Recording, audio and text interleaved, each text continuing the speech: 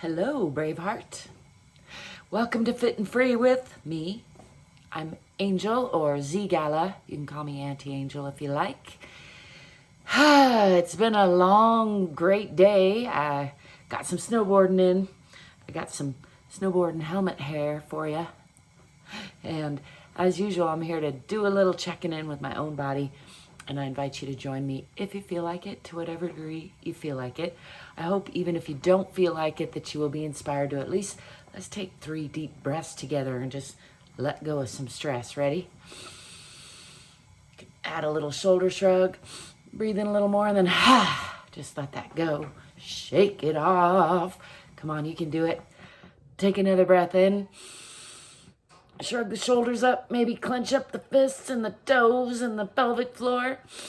Another breath in and then just let that go. Letting go of the past like it was yesterday. One more, deep breath in. Breathing in, clenching up, breathing in a little more, holding, and then I encourage you to try out some different noises. My heater's trying out a lot of different noises over there. You can probably hear some of them. Let's get to a little more stretching because I'm a little bit stiff from snowboarding. I still got like 4 pair of pants on, but that's all right. I was happy to have most of them on today, even though it was a nice warm day on the mountain, and I haven't been able to go for weeks, so I feel much better. All in all. Do you have anything like that in your life that you like to do regularly and sometimes you have to give up for a while, but then when you do it, you just feel so good? Snowboarding's like that for me. I'm a little bit of a snowboarding addict. Aficionado? Fan? That's a better word, isn't it? Anyway.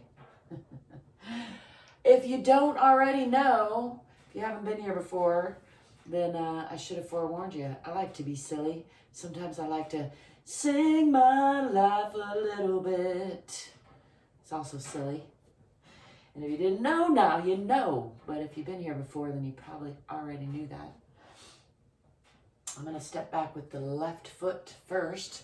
Just getting right into a little bit of a... I was gonna say a bunch of stuff and none of it came out. Let's step back with the left foot first and come into a moderate warrior pose or whatever feels good. And I'm pulling the back hip forward and the forward hip back so that I'm looking for a perpendicular line with the hips, parallel lines with the feet, and adjusting accordingly so that that feels nice and stable. Even in my socks. Just enjoying that stability for a little bit. Checking in with the body. I didn't really ground myself first because I'm still up on the mountain a little bit. That's what happens. Let's come to the off side. So coming up on that back toe and closing the hips more. Looking out past the back hand if you can. Looking out past the front hand. Maybe deepening that lunge just a little bit. And twist into the off side and then slide that back foot out a little more. Bring your left hand down on the inside of your right foot for a twisting side triangle aeroplane pose, as I like to call it. Although if you're really flying an airplane, you don't want to go to this extreme angle because you'll spin out, I believe. I haven't tried it. Lifting the right hand, looking up past those fingertips.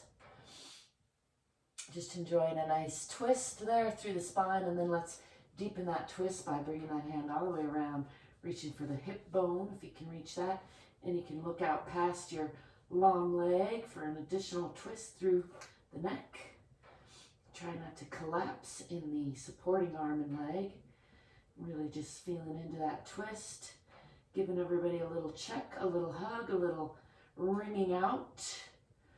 And then let's bring that hand back around the front, put it down on the outside of that front leg, bring weight onto the hands and bring that foot back to meet the back foot, pushing back into Adho Mukha Asana or downward facing dog, pressing the heart toward the earth, pressing down in the heels, pressing the hips toward the back of the toward the wall behind you, or whatever's behind you. Don't forget to breathe and smile. I'm just going to enjoy that for a breath or so. And in my mind, I'm tipping the tailbone toward the back of the head. It's almost an imperceivable stretch, but it adds a little extra stretch up the backs of the legs. Let's bend the right knee and press more into that left heel. And then bend the left knee and press more into that right heel. And adjust those feet a little more, and then bend that knee a little bit more, really pressing into that left heel and hip. And again, bending the left knee, pressing into the right heel and hip. Just enjoying a little extra stretch. And then I'm going to push back into the hips bilaterally, pressing down in the heels. Let's swing that body forward.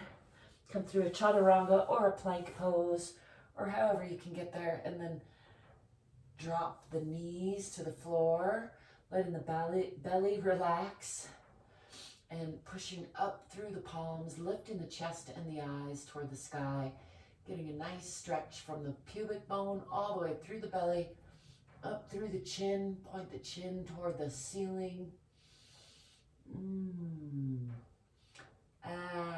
Can add a little tongue stretch there if you feel inclined. If you're behind on your tongue stretches, it's good to make some silly noise if you can.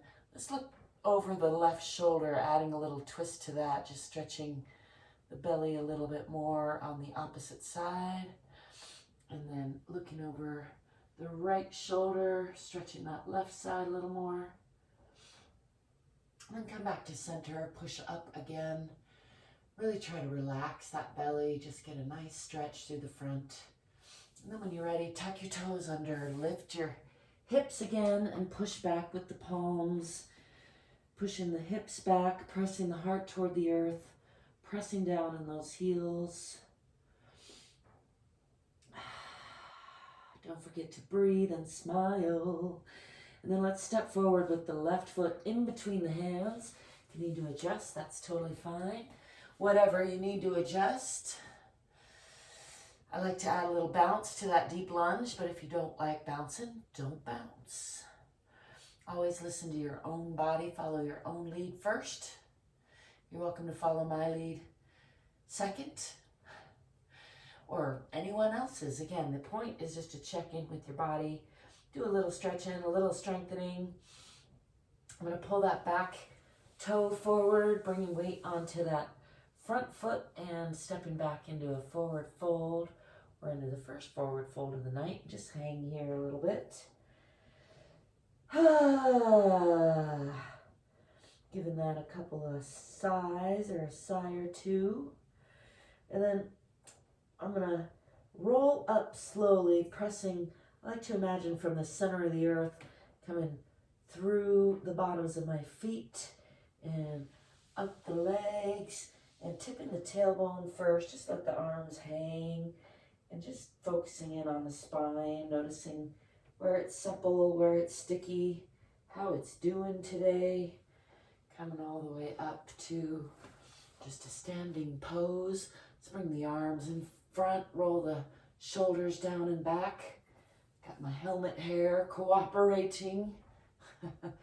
Just standing here in Tadasana or mountain pose, checking in with the body, checking in with the bottoms of the feet are nice and grounded and relaxed, checking that the legs aren't locked but are straight, checking that the hips are over the ankles and the shoulders are relaxed and over the hips and the ears are over the shoulders.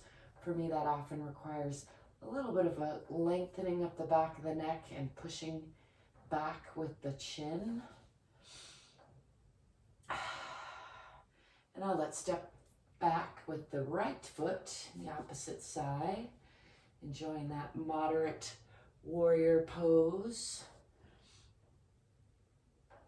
Just pushing into that back heel a little bit, making sure that the front toe isn't, or the front knee isn't crunching past the front toes. That you can see that front toe when you look over your knee is a good way to check. Try not to fall over. If you do, tuck and roll with it. But serious though, if you're on a tile floor, don't do it. And then let's turn again to, or twist to the off side. So I'm closing the hips even more, looking out past those back fingertips, checking in on the front fingertips. It's good for balance practice. And trying to push down still into that back heel, but usually I come up onto the toes a little bit on the offside twist. Again, closing the hips. It's a little more work for me than the onside hip opening twist that I often do. It feels good to change it up. And after a few breaths there, let's slide that back foot out onto the toe and bring the right hand down on the inside